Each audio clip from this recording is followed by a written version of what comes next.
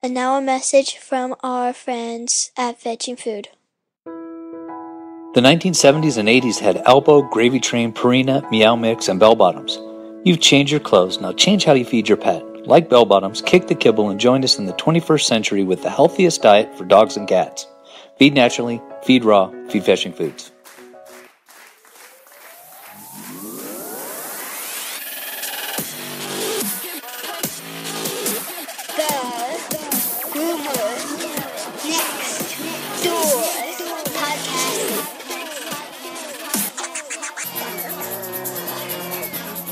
Came from Missouri. That's all I know. Hello, pups and kittens, and welcome to another fun-filled and informative episode of the Groomer Next Door podcast. I'm your host, Chris Green. You may know me from such radio shows as The Flea Circus. And I know I've been away from the Groomer Next Door podcast. I'm sorry, everyone. Our guest this week is Brian Murrahy, and he is the creator of Lumo. Now, what is that you're saying? Well, we're going to find out all about Lumo and so much more. He's a really interesting guy, and you guys are all going to love him. I know I was immediately drawn to wanting to know more about him when I found out that he went to MIT.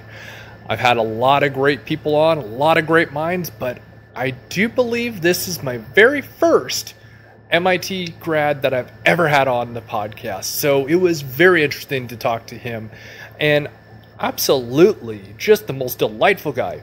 And I will say this, Lumo is going to be something that we're going to hear a lot about. And what's great about this whole conversation is it's just in the final stages of development. It will be unveiled next week at Super Zoo.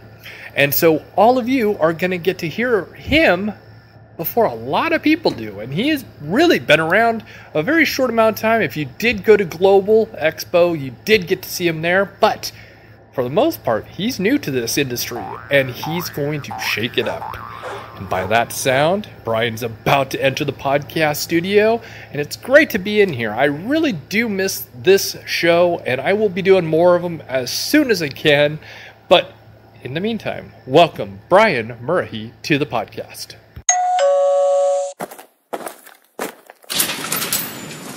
Oh, hello. Hold on a sec. Dad, we have a guest on the podcast. All right, this week on the podcast, something I don't get to say too often on the podcast anymore.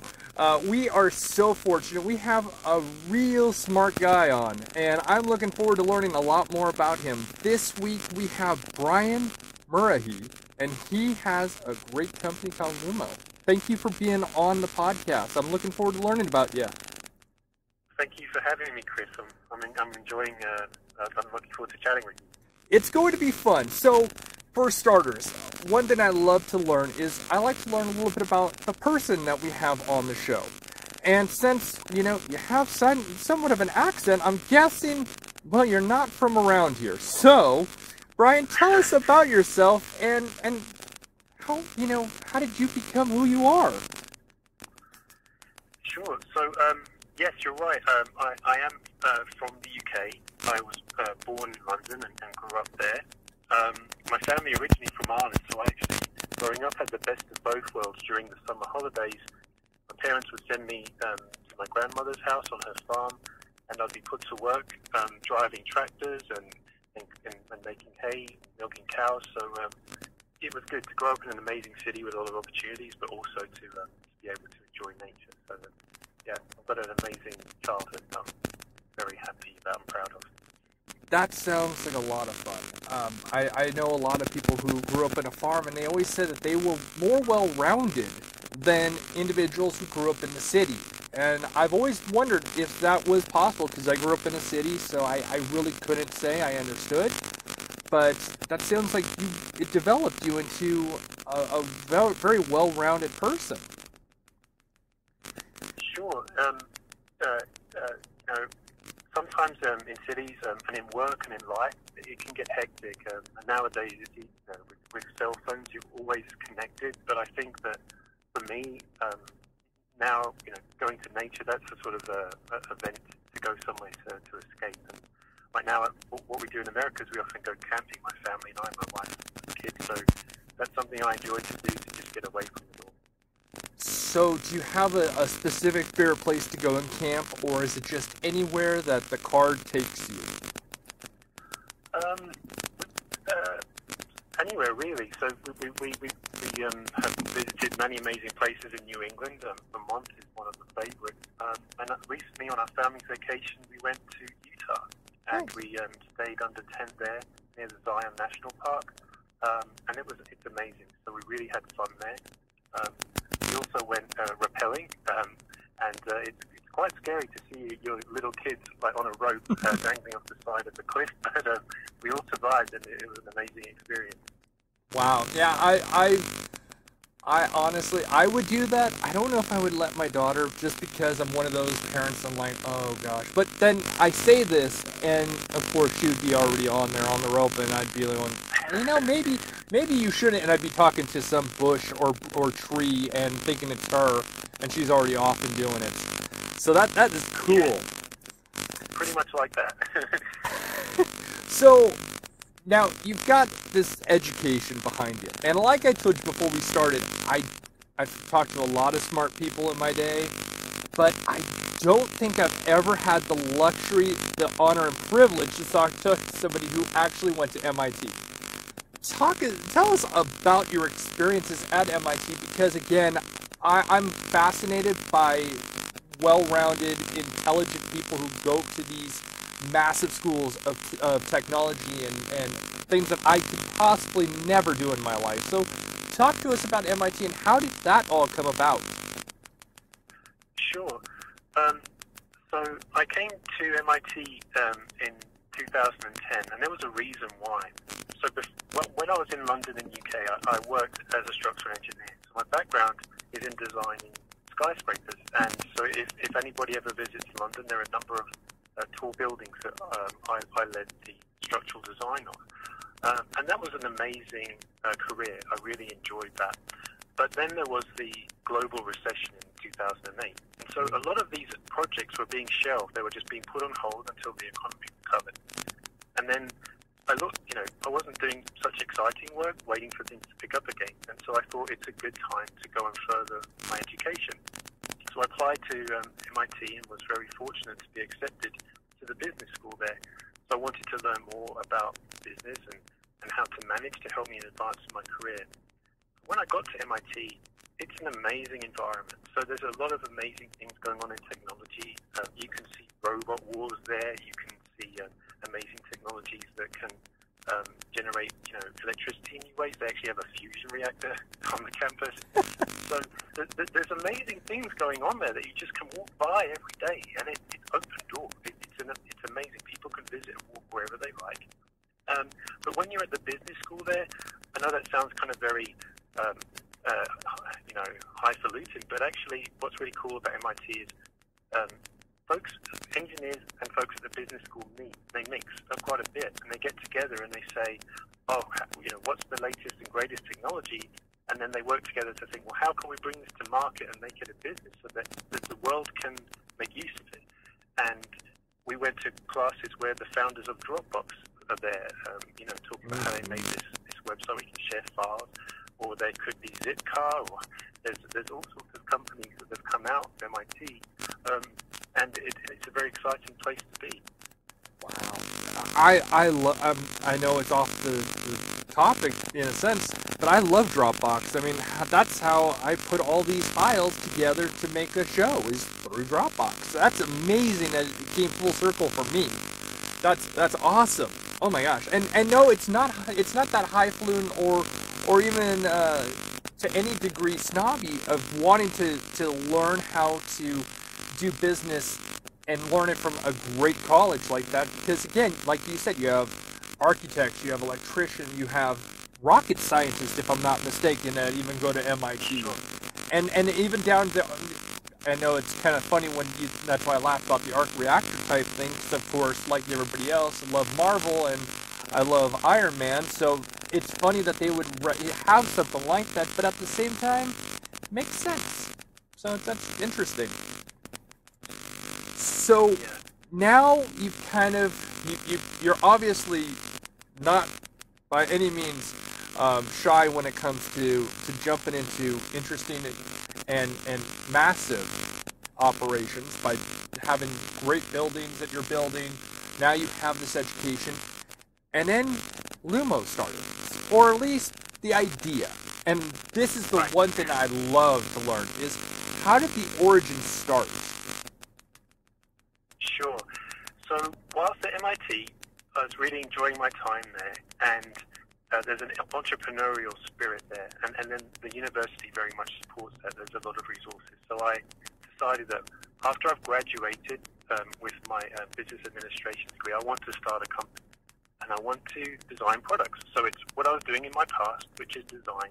And instead of designing something big, I'd like to focus on something smaller, products that help people in their lives. So the starting point is to kind of try and find out where there's a need. And so I asked my friends at MIT, what challenges do you have in your life? If you could wave a magic wand and then there's a solution, where do you have a pain point? So I asked around. One of the people I asked the question to was my Aunt Liz Morrissey, who's a professional groomer, or retired now, in Maryland. So she was a hairdresser for 15 years and then became a professional groomer thereafter for 25. She told me about how hard it is to groom pets, the profession. It's very hard work, it's exhausting on your body, and it takes time, and you have to, work with animals and keep them comfortable. She told me that she had a concept of a better grooming tool, a more efficient tool to detangle and de-shed, grooming the coat at the same time, simultaneously.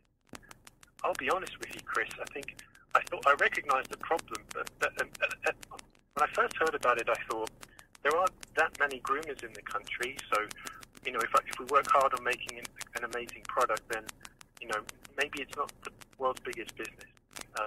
And maybe not enough people would buy it to actually make it happen. You need to sell enough product to make it worth producing. But when we looked into this further, we realized parents at home have the same problem to try and manage shed hair, even in between grooming visits. They always have to try and keep on top of that. So we realized it's a problem that a lot of people have. And when we looked at what solutions are out there for groomers and for owners at home, that there aren't many great solutions. They're either poor quality or they're not very durable. Some don't work very well, and some work very, very well, but too well. They cut hair and can make it be a bit risky with the pet's coat. So that's where we started. We realized that there was a need, and Liz had a starting concept, and then we brought that to MIT and got support from professors there to help us start to design this product. I watched the video that's on your website, and I can relate very, very much so to the fact that it can be exhausting, as she said, especially with triple coat dogs. And a lot of times when you buy these slicker brushes that we're going to talk about, they can work great. Some of them can work really well, like a new broom that will sweep clean. But within a very short time, yes, they dwell to just nothing. And it's a hard thing because you'll spend $15, $20 on one of these brushes, and yeah, it's kind of one of those things. They're not that long lasting, and I noticed that even in the video, you guys alluded to that, which I thought was absolutely brilliant because it's true. And you can go to a big box store and pick up one and think, oh, okay, I'm spending $8. It's going to be good, and it's not. It's a lot of times leaves mats in hair, which of course becomes more of a problem. And you probably have heard tons about this part.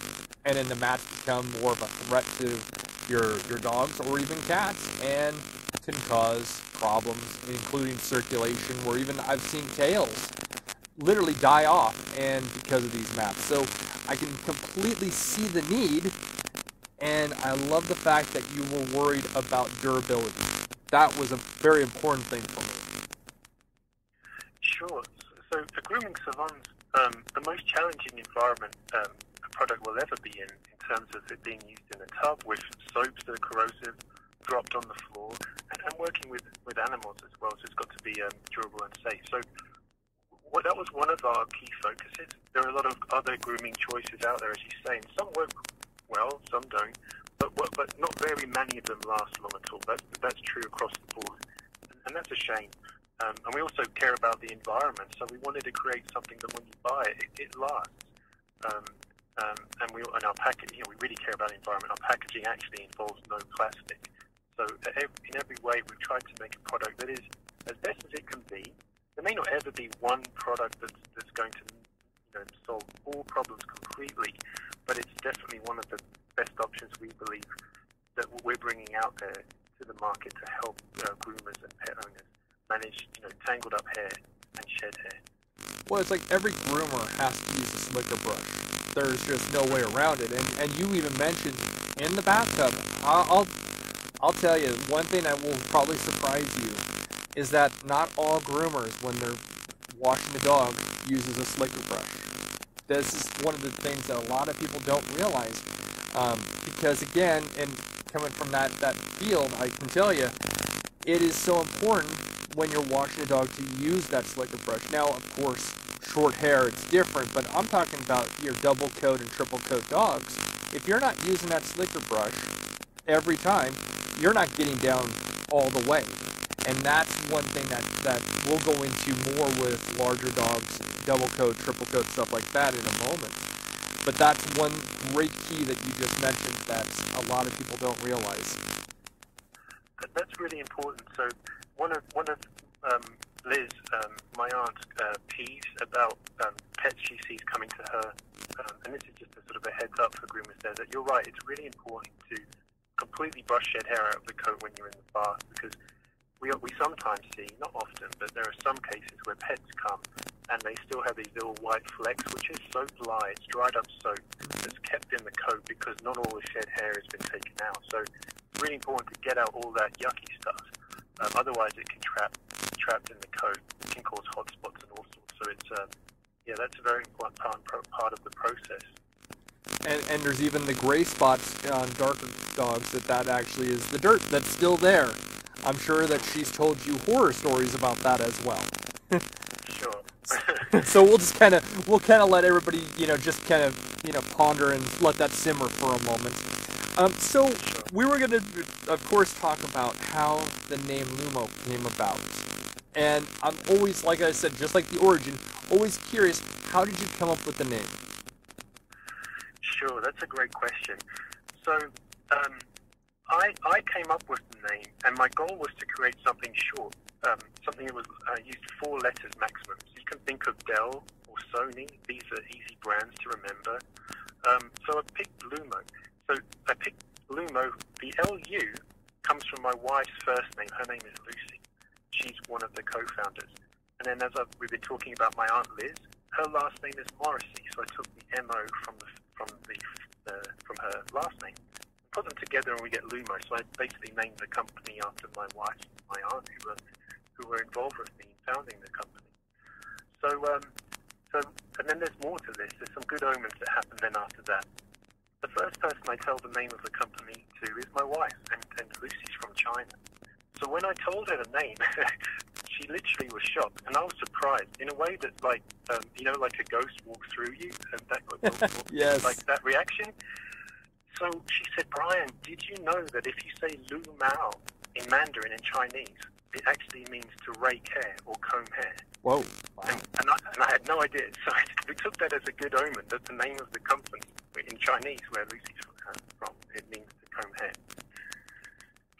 So that's the name, and then we went a step further. So we wanted to get our website, lumo.com, and the website was actually owned in the past by Microsoft. They owned that site, that property, but weren't using it. So we reached out to them to ask if we could, take that domain name from them since they weren't using it, and it was quite a big ask, and we struggled to find the right person who could make that call.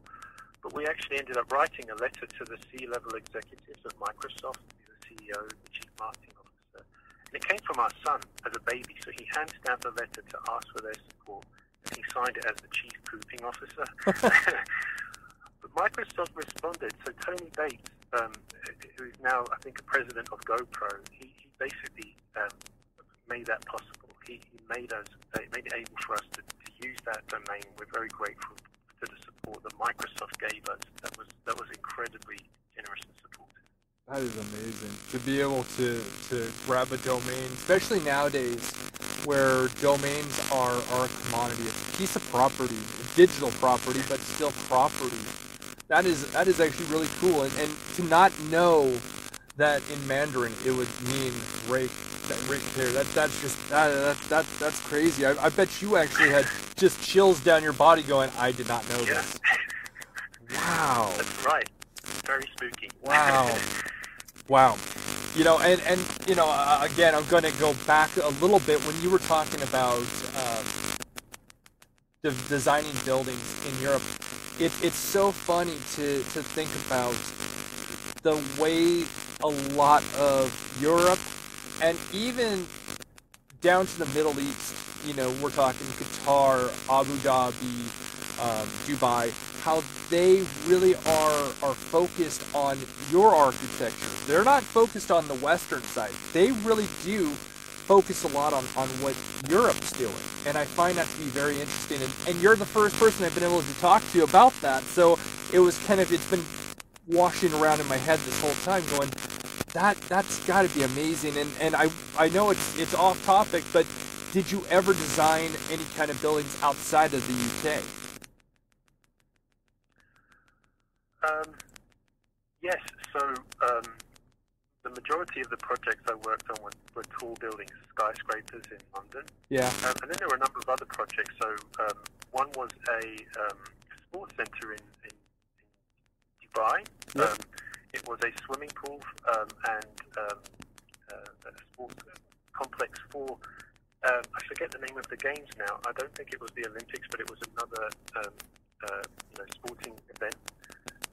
So that was quite interesting to design a project out there. They're very much in love with European design. I definitely have noticed that. Yeah, that was interesting. I remember that project because it's quite challenging because it's quite a harsh environment in the Middle East with the temperatures. So the guys who were working on the heating or the cooling systems, they really had their work cut out. And there's also earthquakes there. More so, in the UK, we never have earthquakes, so we had to design that swimming pool complex and sports complex for earthquakes that can occur in that region. So, yeah, that's really different challenges that occur in different places. I would think that working in the field of large buildings like that, you would definitely have had a lot more designs in that area. I know apparently, I don't know if it's still happening. I know in 2020 there's supposed to be the World Cup in Qatar, and they were building a great deal of stadiums.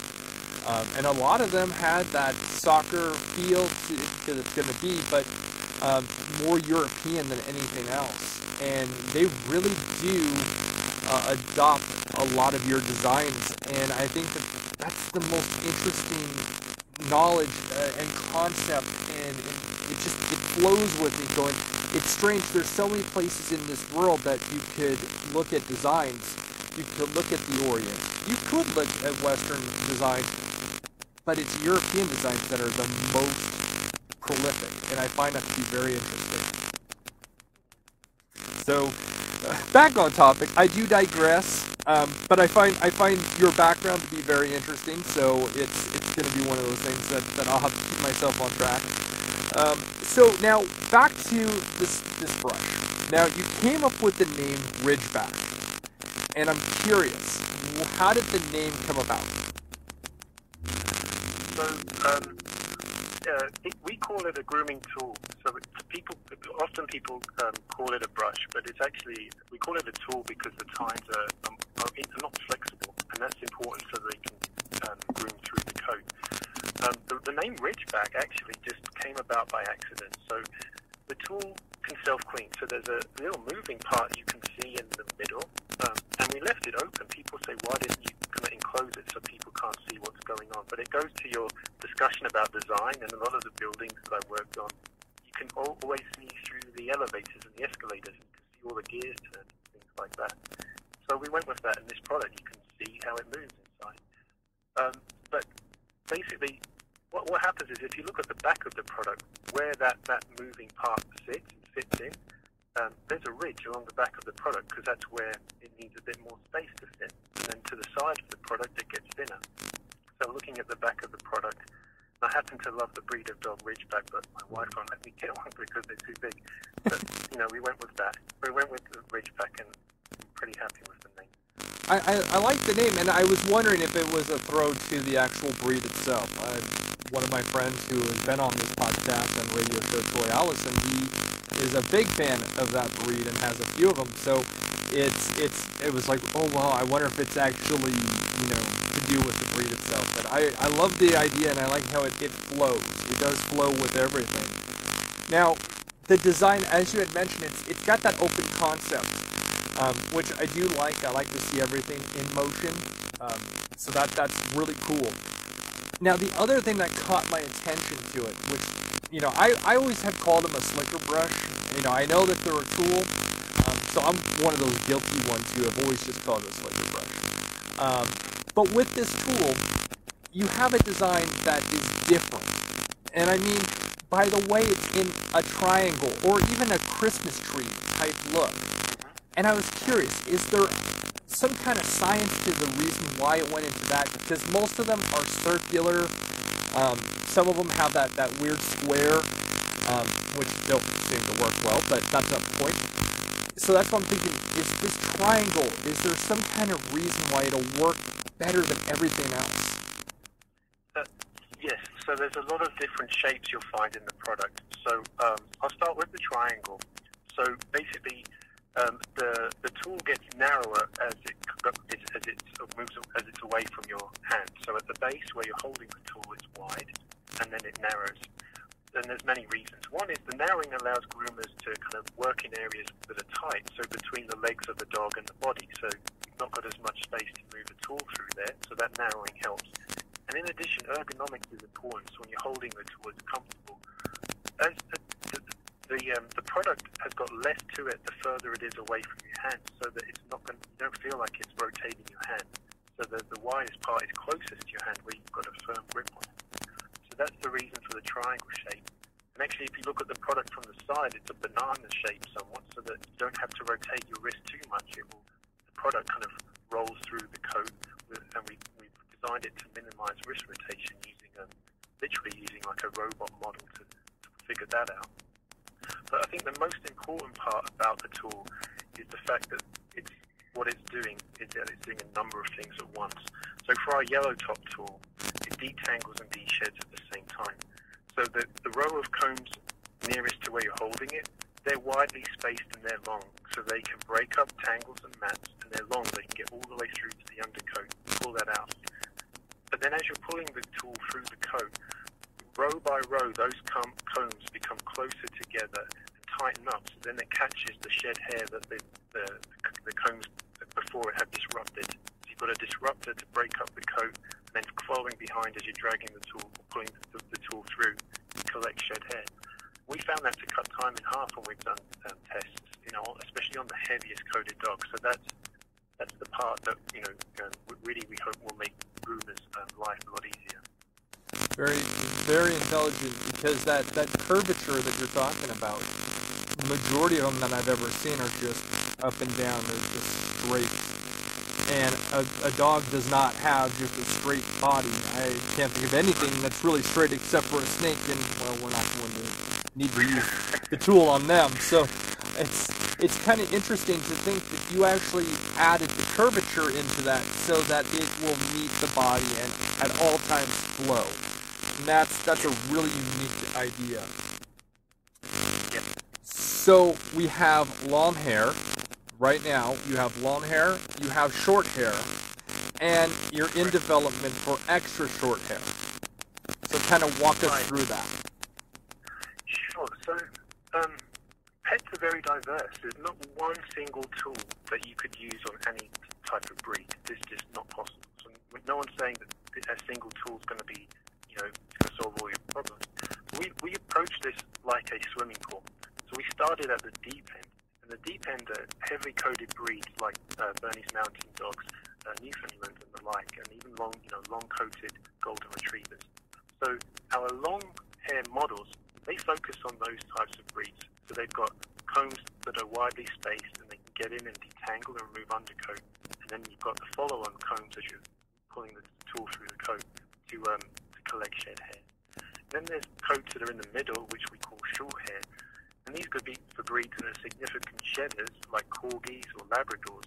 But their hairs, although they shed a lot, you've got to collect that shed hair, their hairs never can tangle up. They're not so long and curly that they can get into those mats and tangles. So that particular tool for short hair is just focusing entirely on de-shedding. And then in the shallow end of the pool, we have extra short hair breeds, boxers and the like, where they've got really thin coats and very short nappy hair. So we're developing a product for that, it's not that they shed it a lot, but people can feel it. If you pick up some of these breeds and you're wearing dark clothes, you'll look different afterwards. So we want to help address that problem. Very true. Now, of course, we're not just going to talk only dogs. This actually works as well for cats. It does. That's correct. So on our website, you'll see an example, I think, of a Maine Coon being groomed using the short hair tool. Because again, the majority of cats' hair doesn't tangle up, but you can have long-haired breeds like the Maine Coon. And what surprised us there, it's quite funny, because cats, if they don't like something, you'll know about it. And I know groomers that will use welding gloves to groom cats because they're vicious. What surprised us is I've used the word pull when I shouldn't. As you draw the tool through the coat, it's very gentle. It doesn't tug on hair. There's no blade, so it's not tugging or cutting the hair or pulling hair out. And the spacing of these combs allows for the coat to flow through it, and it just catches the loose hair. So with cats, that surprised us. We felt very happy with the design of the product. When we could see it being used on a cat, at first they were skittish, but after they loved it. There's a lady in Alabama who owns a distribution company, and she tried our product samples. She had two cats. One cat she was grooming every day whilst watching the TV, and there's another cat that hates to be groomed.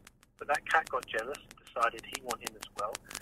And they were surprised that now both cats are enjoying being groomed by our product. So I think that's a great testimony. Well, cats are a unique species of their own. And personally, always loved working with cats. That was one of my favorites. So I always see, those gloves, the bite gloves, and I always think, you can work with a cat. I mean, for the most part. And with cats are a little bit different. They want you when they want you.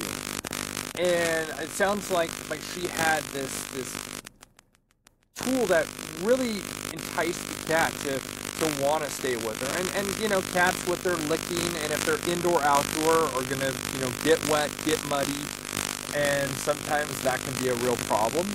And so, I can see where the cat would get jealous and say, hey, you know what, that looks really comfortable, that my housemate is just loving it, I want some of that too. So it does speak a lot to the psyche of a cat and what they're thinking. So I get that. Sure. And the other one that grosses me out is furballs. So one of the things we found with cat owners is that they need to keep on top of the shed hair to keep the creation of furballs down.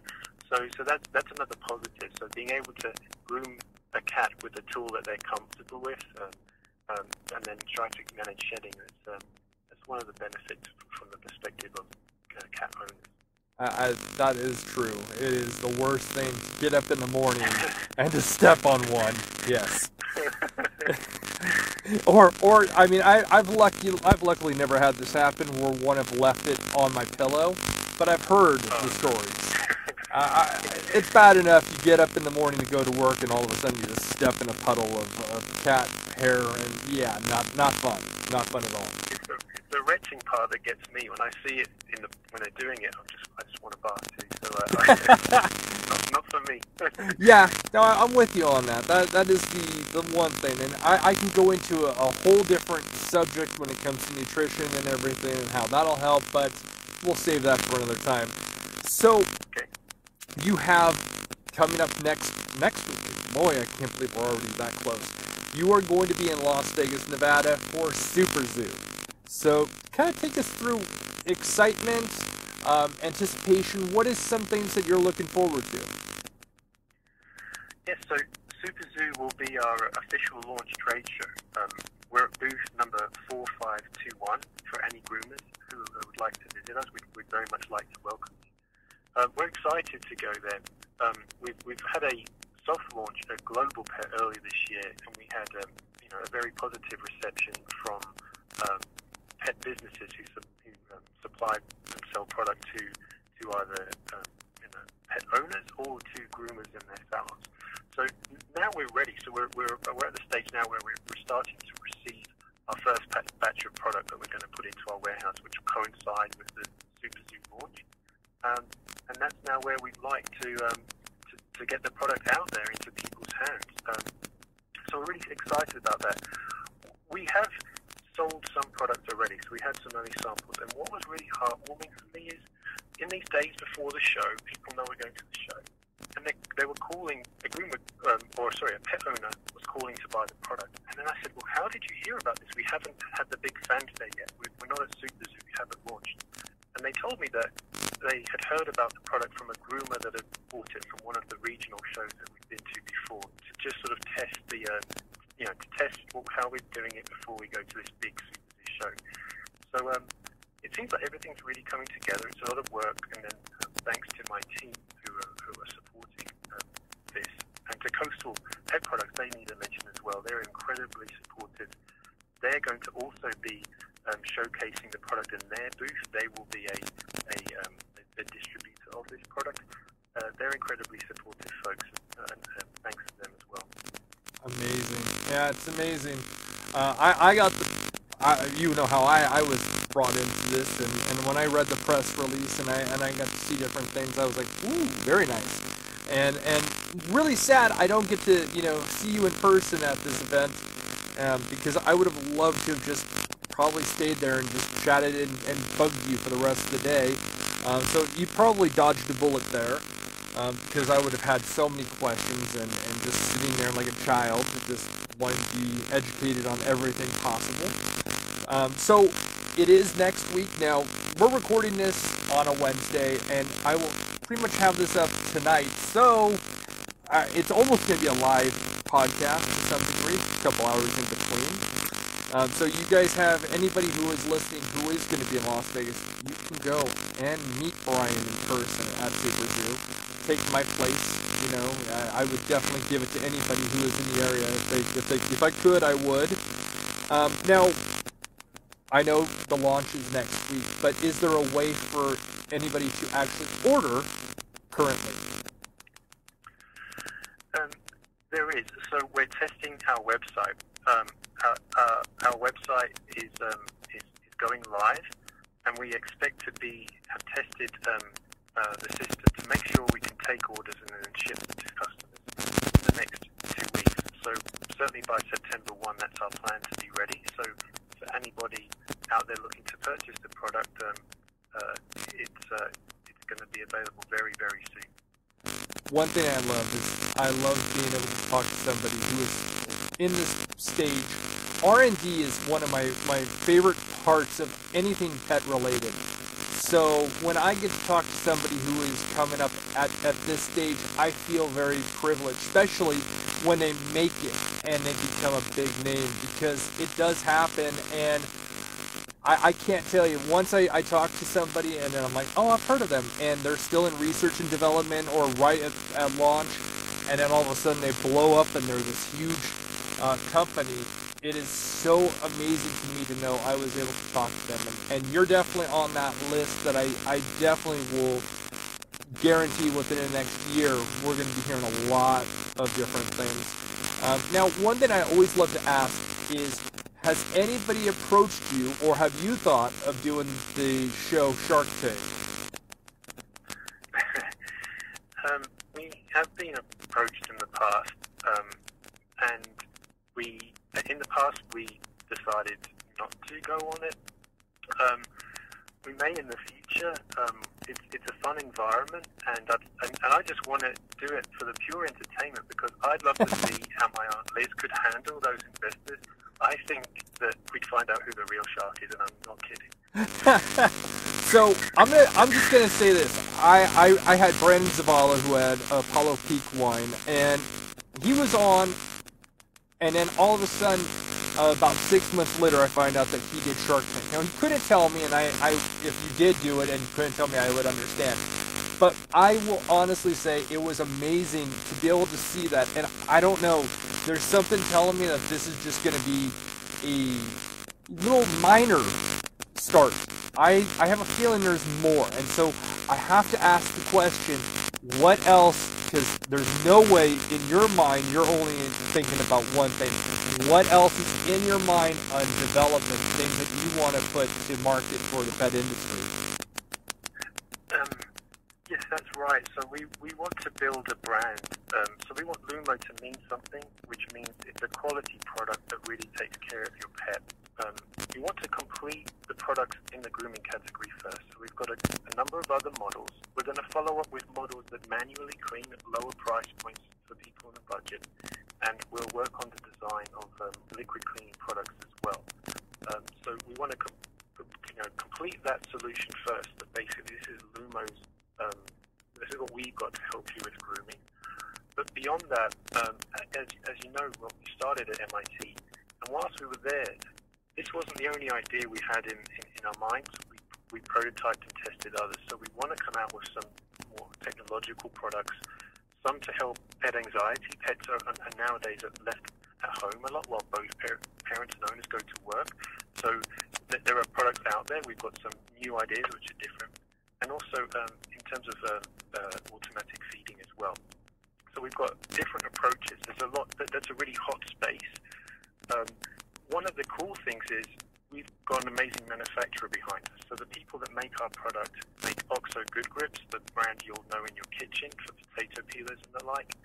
And they also make Contigo water canisters. They make so many products that have touched us in our lives and are of good quality. And they'll help support us to then move on to the next one. So we're about to start that. So we've got it's really exciting thing to do, but you've got to kind of focus on today and getting something up and running, and then before we go, we can fully work on the next ideas.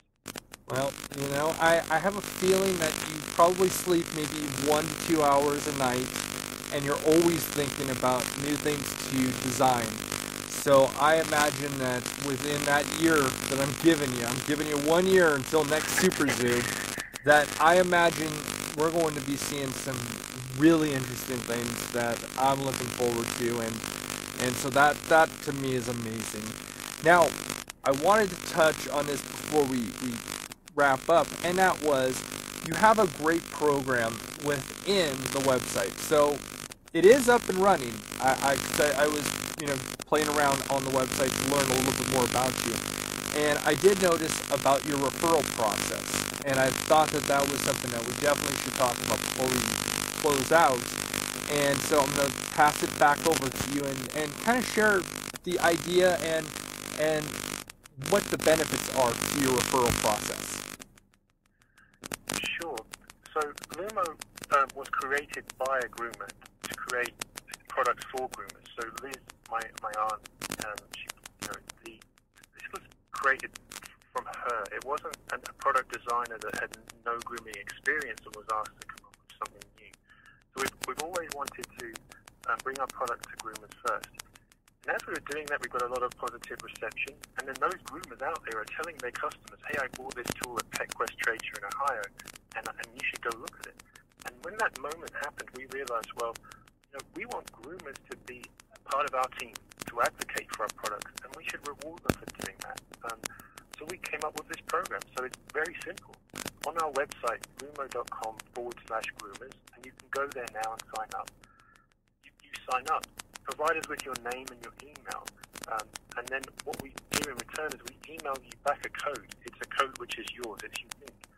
And so if you were to give that code to a customer in your salon and say, use this code, go to Lumo and buy the product, you'll get $10 off. So every time that happens, the groomer will receive a $10 referral benefit. So if you sell 10 products a month, that's $100 a month that a groomer earns for advising and advocating our product. So please sign up for that. And Chris, you mentioned the website going live. So on September 1st, about that time, it will be live. We also would like groomers to get the product at a very good discount, and we'll be advertising this discount in Groomer to Groomer magazine and elsewhere. So before you can recommend a product, just like anything in life, you want to have first tried it yourself to make a genuine recommendation.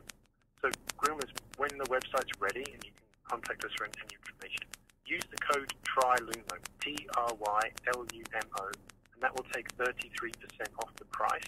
So try it, love it, and then sign up for the referral program, recommend it to your customers, and then you get paid. Without having to stock the product in your salon, you don't have to buy it. Just tell people about it and make sure they use your code. Brilliant. It's brilliant. And, a lot of grooming sites, these different people, you can have a mobile groomer, you can have one that has a small little place. Merchandise is not always easy to come by, so recommendation typically is how a lot of groomers go. Hey, try this, try that. A lot of times pet parents will say, hey, what's a good, as it said, brush, but what's a good tool to actually brush out my dog? Well, a lot of times, that's always been the question mark for us, is who do we recommend? Because it's very hard. Sure. So groomers are the number one trusted professional of pet owners, and I think they're undervalued, and that comes before vets. It comes before all others who take care of someone's pet. And I know of groomers who have helped save pets' lives by pointing out health issues that they caught early and were managed to be taken care of by the vet's practice. So groomers, pet owners look to groomers as their first point of contact to get help on all sorts of things, not nutrition, what products to use. So groomers currently do this, and they do a great job. And we felt that we'd love for them to help tell people about our product, but we'd also be happy to reward them for doing so, and to repay them for their support, because we need it. I mean, we are a startup company, and like anything else, at the beginning it's pretty hard, and you need the support of people around you. So we came up with this idea to work together, and I hope that we get a lot of groomers signing up for this, and we build a team. You say startup, and I say already launched and on the way.